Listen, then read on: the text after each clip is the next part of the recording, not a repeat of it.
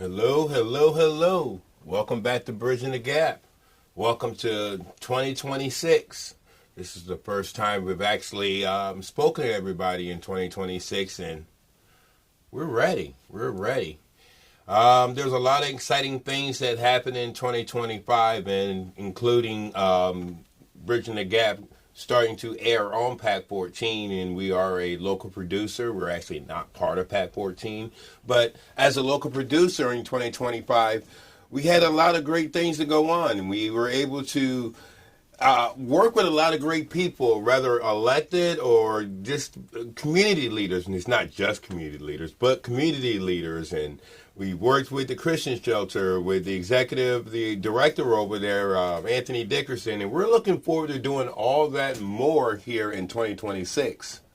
In 2026, we're doing exactly what the name of this is, Bridge That Gap. We want to bridge in the gap between misinformation or disinformation and information. We want to make sure the community is never misinformed or not informed of what's going on.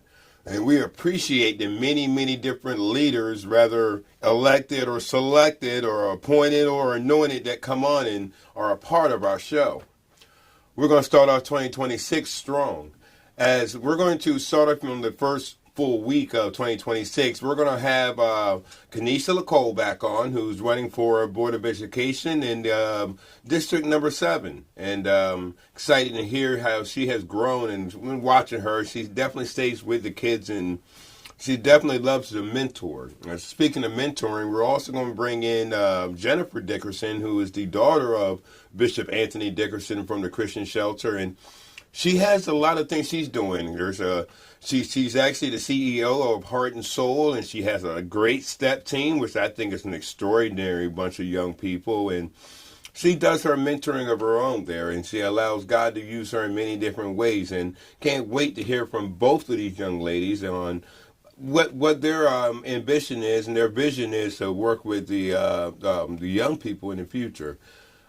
Speaking of the young ladies that come on our show, in 2025, my wife Keisha started her Girl Chat. In Girl Chat, there's been a lot of great leaders that came on there, and including Council Lady April Jackson, and we've had the executive Julie Giordano.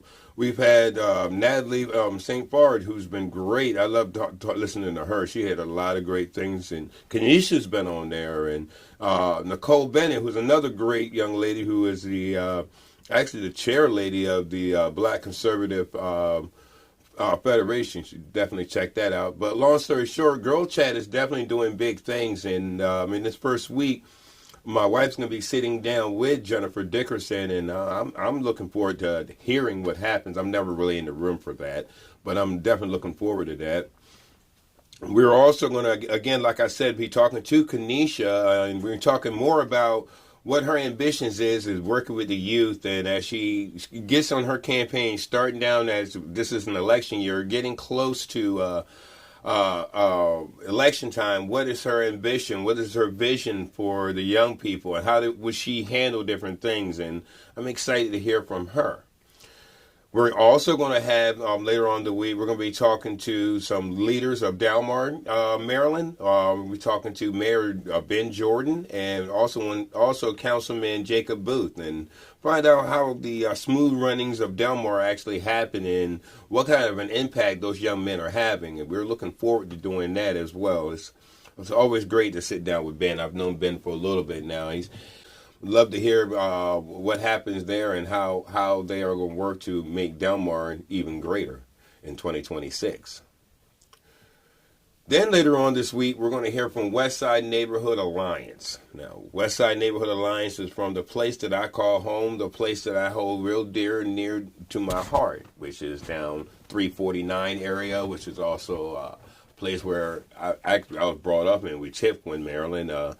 Westside Neighborhood Alliance is a bunch of volunteers who have gotten together to keep that community center down there open, and they've entered into an MOU with the county, and they've been doing a great job. Well, they're going to be sitting down and telling us more about the Westside Neighborhood Alliance, and I think we're going to have a special another special guest that's going to be showing up from the county, and we're hearing some great things there. I'm looking forward to that. And there's so many great things. As actually said, Bishop Anthony Dickerson, he also will be on the show early this week when his daughter is, and I'm excited to see what's the vision going for the shelter, and he actually probably talk about men's health. But like I said, there's going to be a lot of great things happening this new year with Bridging the Gap, and our focus is always going to be on community. As it gets closer to election time, there's more people putting their names in the hat or in the pot or whatever, and we're going to keep that pot stirred up by actually trying to reach out to them. We're not here to cause problems. We're not here to cause rumors or anything, but we are here to get to the solution. So stay tuned to Bridging the Gap in 2026.